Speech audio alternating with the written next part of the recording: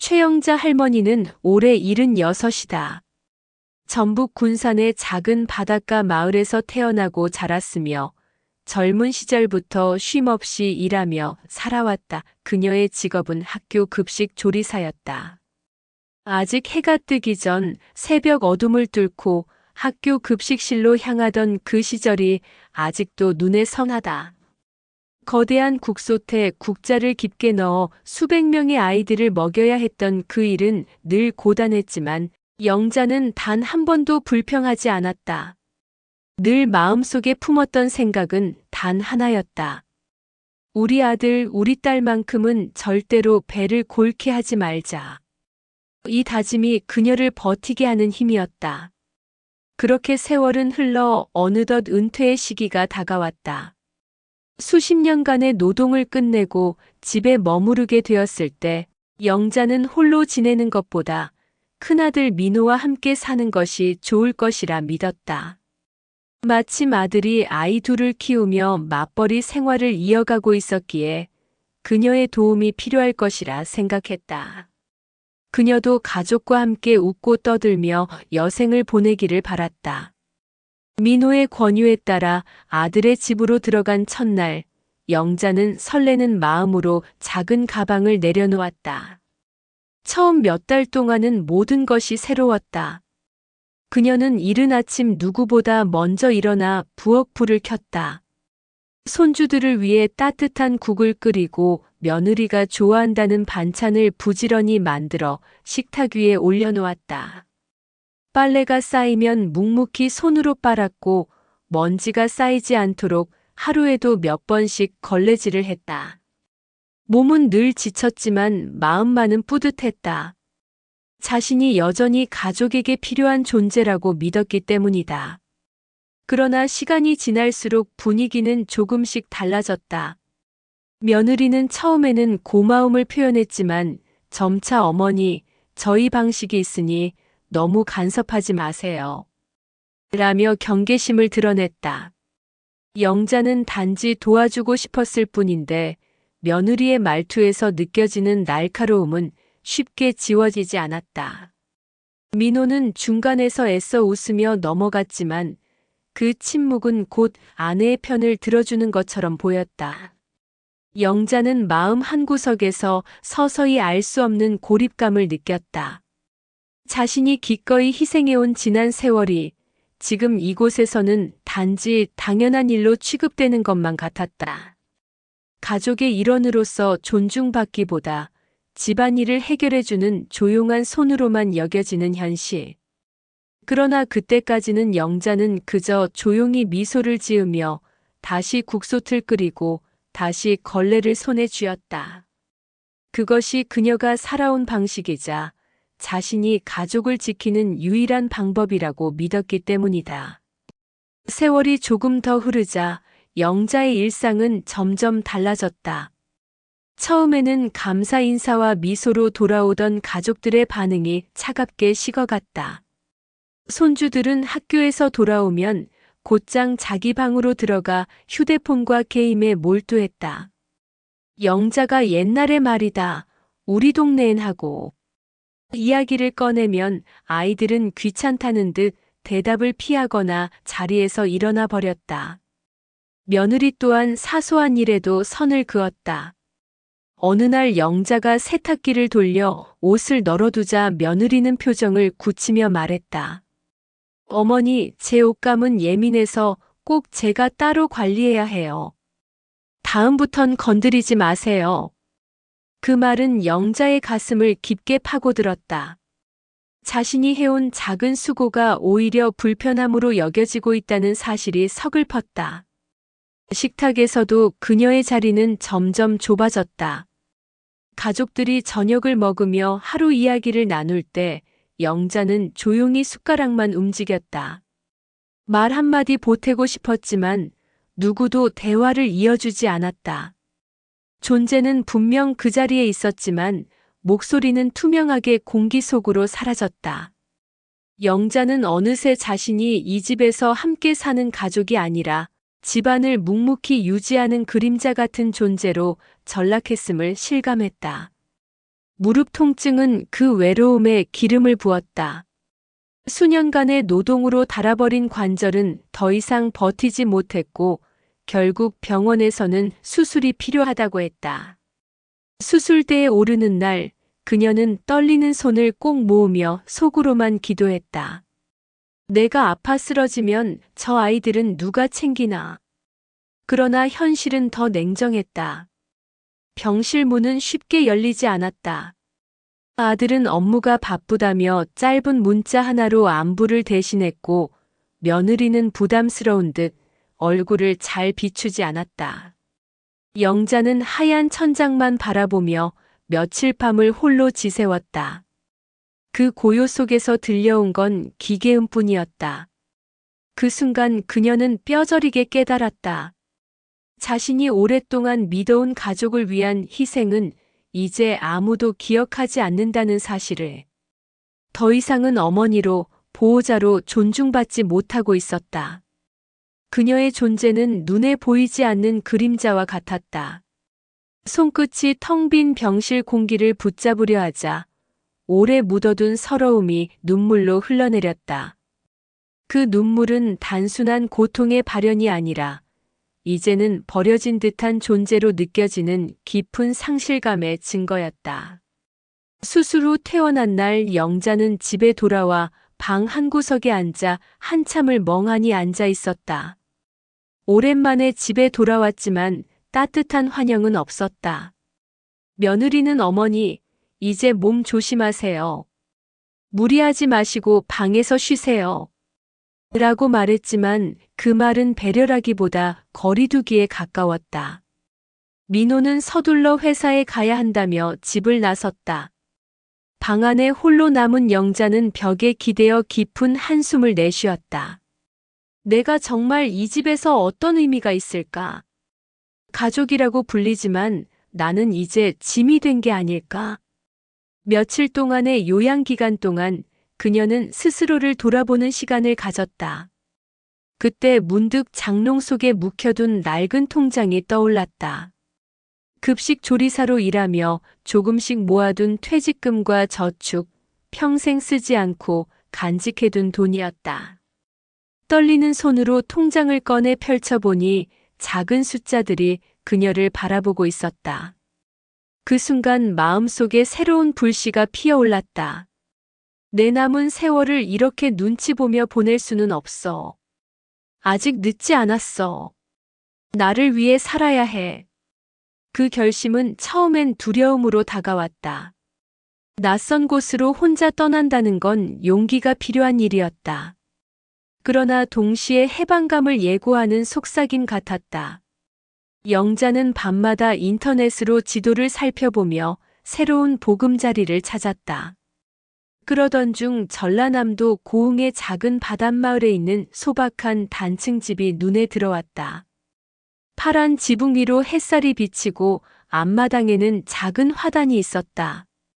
가격도 감당할 수 있을 만큼 적당했다. 사진을 바라보는 순간 그녀의 가슴은 오랜만에 두근거렸다. 영자는 가족에게 이 사실을 말하지 않았다. 혹시라도 반대하거나 비웃을까 두려웠기 때문이다. 대신 스스로 마음속으로만 다짐했다. 이제는 내 삶을 내가 선택한다. 누구의 허락도 필요 없다. 그렇게 마음을 정한 순간 몸속 깊이 응어리져 있던 무거운 돌덩이가 서서히 녹아내리는 듯했다. 며칠 후 그녀는 조용히 부동산을 찾아가 계약을 마쳤다. 작은 도장 하나를 찍는 순간 영자는 눈물이 차올라 손등을 적셨다. 그것은 두려움의 눈물이 아니라 새로운 시작을 향한 눈물이었다. 집으로 돌아오는 길, 그녀는 버스 창가에 앉아 멀리 보이는 저녁 노을을 바라보았다. 붉게 물든 하늘은 마치 그녀에게 속삭이는 듯했다. 이제 내 길을 걸어가라. 그날 밤 영자는 방 안에서 오래된 가방을 꺼내 옷가지와 소지품을 차곡차곡 담기 시작했다.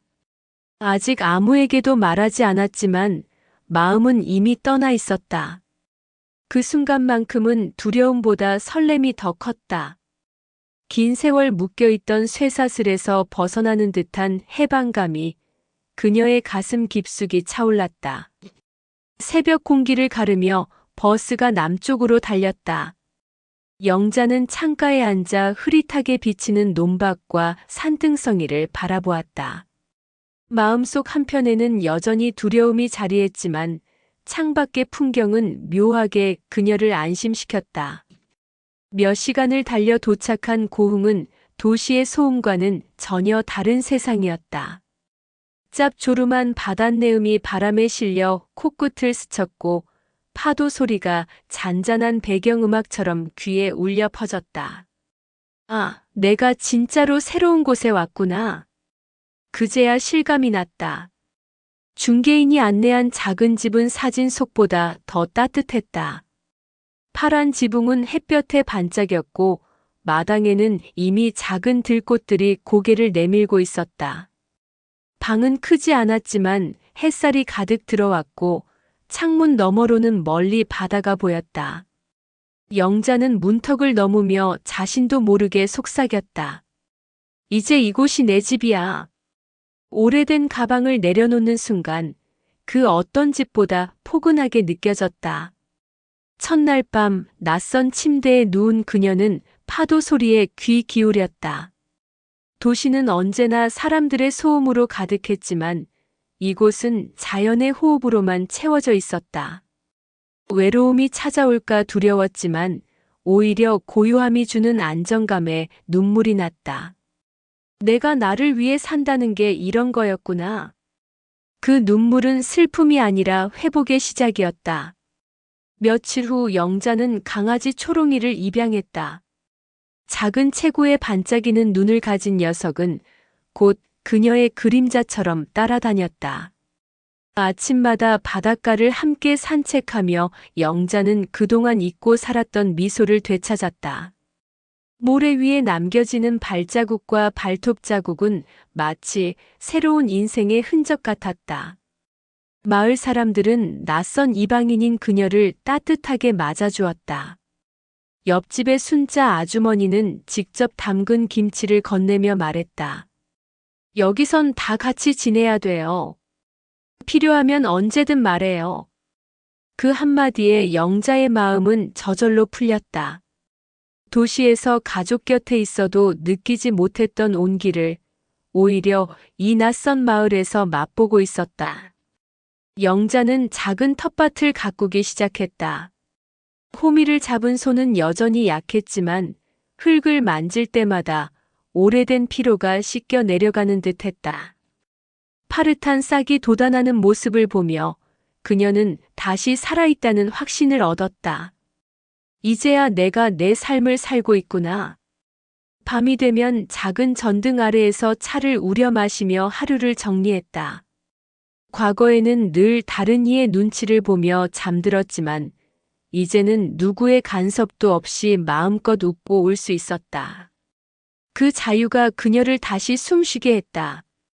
고흥에서의 생활이 2달쯤 지났을 무렵 영자는 낯익은 번호로부터 전화를 받았다. 수화기 너머로 들려온 아들의 목소리는 다소 떨리고 있었다. 엄마, 나 민호야. 괜찮아? 우리 한번 만나면 안 될까? 순간 영자의 가슴은 복잡하게 흔들렸다. 그동안 쌓인 서운함이 떠올라 차갑게 거절하고 싶었지만 목소리 속에 미묘한 진심이 마음을 흔들었다. 며칠 후 민호는 아내와 함께 고흥에 내려왔다. 처음 마당에 들어선 며느리는 어색한 미소를 지었고 민호는 어머니 앞에 서서 한참 동안 아무 말도 못했다. 결국 그는 눈시울을 붉히며 고개를 숙였다. 엄마, 미안해요. 그동안 엄마가 얼마나 힘드셨는지 이제야 알겠어요. 일에 치여 제대로 보지도 못했고 아내와의 갈등 속에서 엄마를 보호하지도 못했어요. 며느리 역시 작은 목소리로 덧붙였다. 어머니, 저도 참 많이 모자랐어요. 당연히 누릴 걸 당연하게 여겼던 것 같아요. 영자는 그들의 말을 조용히 들었다. 마음속에서는 오래 묵은 원망과 아쉬움이 차올랐지만 동시에 눈앞에 두 사람이 진심으로 고개를 숙이는 모습에 또 다른 감정이 피어났다. 나를 완전히 외면하려던 건 아니었구나. 그들도 미처 표현하지 못했을 뿐이었구나. 그날 저녁 세 사람은 함께 식탁에 앉아 따끈한 된장국을 나눴다. 초롱이는 발치에서 꼬리를 흔들며 분위기를 지켜보고 있었다. 민호는 어머니의 손을 꼭 잡으며 말했다. 엄마, 이제는 엄마 뜻을 존중할게요. 여기서 행복하시다면 그대로 계세요. 다만 우리도 가끔 찾아와도 되죠? 영자는 고개를 끄덕였다. 그래, 오너라. 다만 예전처럼 내가 너희 집의 그늘로 살지는 않을 거다. 이제 나는 내 삶을 살아야 하니까. 그 말은 단호했지만 결코 냉정하지 않았다. 그것은 스스로의 삶을 지키려는 의지이자 가족과의 새로운 관계를 향한 선언이었다. 가족은 더 이상 영자의 희생 위에 세워지는 것이 아니라 서로의 독립을 존중하며 이어져야 했다.